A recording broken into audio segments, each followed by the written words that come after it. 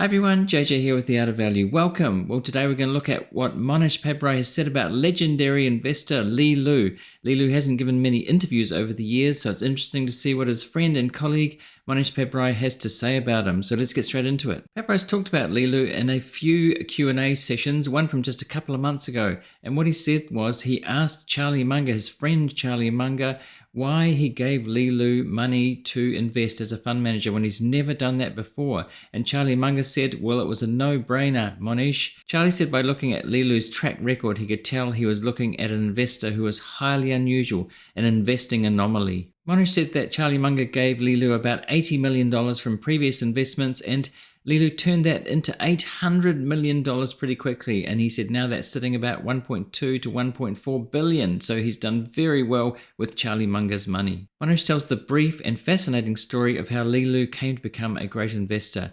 He was actually one of the top 4 or 5 student leaders in the protests of Tiananmen Square in China back in the late 1980s.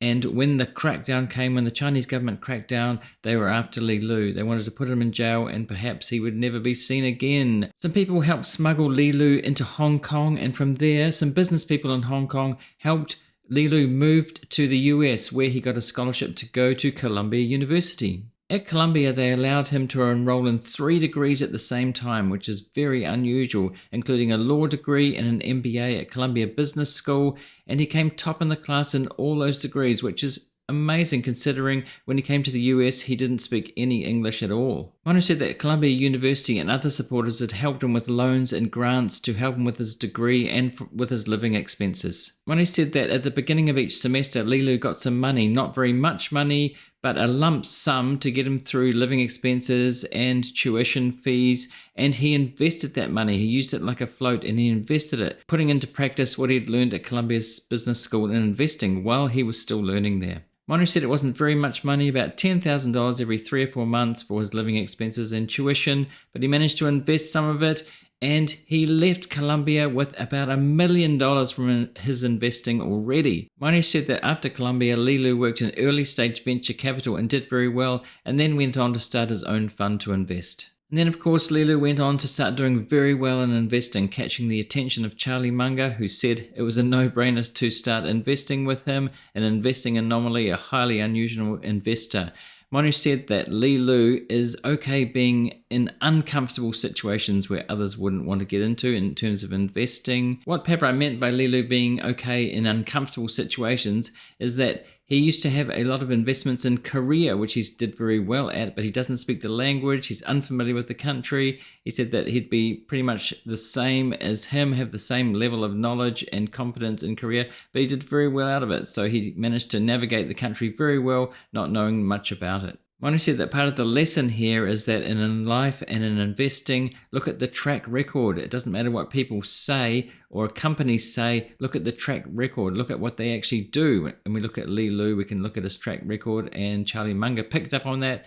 And Mohnish said that in life, look for anomalies. We need to look for anomalies in investing. So he said that Charlie Munger is an anomaly, Warren Buffett's an anomaly, and companies like Amazon are an anomaly, and that's what we're looking for. Now, if you're getting value out of this episode so far, do consider subscribing if you're not already to get more of this kind of content in the future. Staying with Amazon for a moment as an anomaly, we could say that Jeff Bezos was an anomaly as a founder, as an entrepreneur, one of the best entrepreneurs of the last few decades, and he's led Amazon to great success. And a lot of people question that, including value investors. Most value investors actually missed Amazon, thinking that it was too highly priced all the way up, and maybe didn't see that Jeff Bezos was actually the moat for Amazon, we could say that. So a lot of value investors missed it, except for Nick Sleep, who worked out this scale economy shared model like Costco and saw that Amazon was that and invested in it really early and rode it all the way up. But there were very few people, very few value investors, very few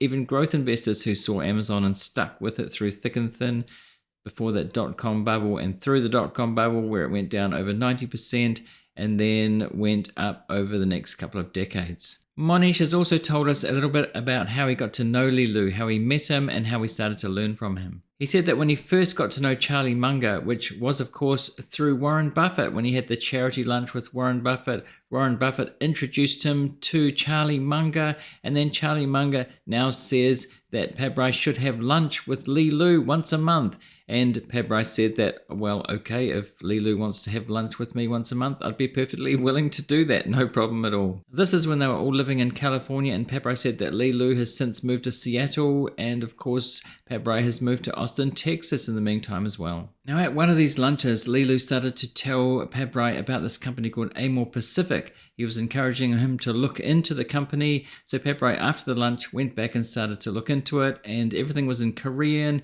He couldn't make head or tail of the companies. He went to some stores where the products were in California to have a look at them. He said it was way outside his circle of competence, so he left the company alone. He didn't invest in it. He couldn't work it out. And some many months later, Pabrai was having lunch with Li Lu again, and Li Lu asked him if he invested in that company, Amor Pacific, and Mohnish told him that he couldn't make a head or tail of it, so he didn't invest in it. And Li Lu said, well, it's gone up hundreds of %. And Pabrai said he missed that opportunity. But now Li Lu was telling him about another company, which was Moutai in China, which is a very old spirits-bound alcohol brand in China. Well, Pabrai said, I'm going to go away and it's going to be the same thing. It's going to be in Chinese. I'm not going to be able to work it out. So can you spoon feed me information? Can you tell me about the company? Spoon feed me the information and tell me why I should invest in it.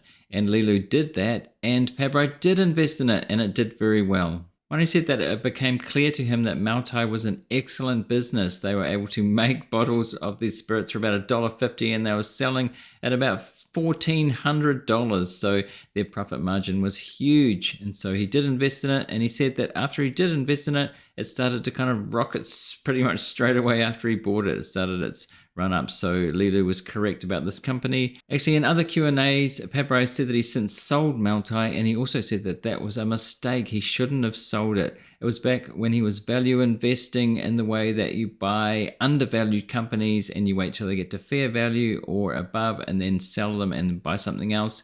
He's more into long-term compounding, buying cheap companies, good companies, and holding for the long term now. And he said it was a mistake. That also reminds me that in Investing with Tom's podcast, he interviewed Monsoon Pabrai, Mohnish Pabrai's daughter, who also an investor, has a fund, and she said that she owns Moutai, she still owns it, and she went on the trip with Mohnish to see the company with Guy Spear as well. They went to see the company even though he doesn't even drink alcohol. Not drinking alcohol, you could say that it really isn't in his circle of competence. If he doesn't like it, he said that he tried it and it was burning inside him for about 3 days. So it kind of wasn't in his circle of competence if he doesn't even drink. But he still invested in it. He trusted Li Lu. Li Lu told him about it. He went to visit it and it did very well for him. But it could have done better if he'd held it, he said. So it's clear that Li Lu as an investor has the absolute respect of these other legendary investors, Mohnish Pabrai and Charlie Munger, who's given money to Li Lu to invest, and it's done very well over time. If you're curious about what's in Li Lu's portfolio, I made a video about that a few months ago. Put it up here if you're on YouTube, or in the description if you're watching or listening elsewhere.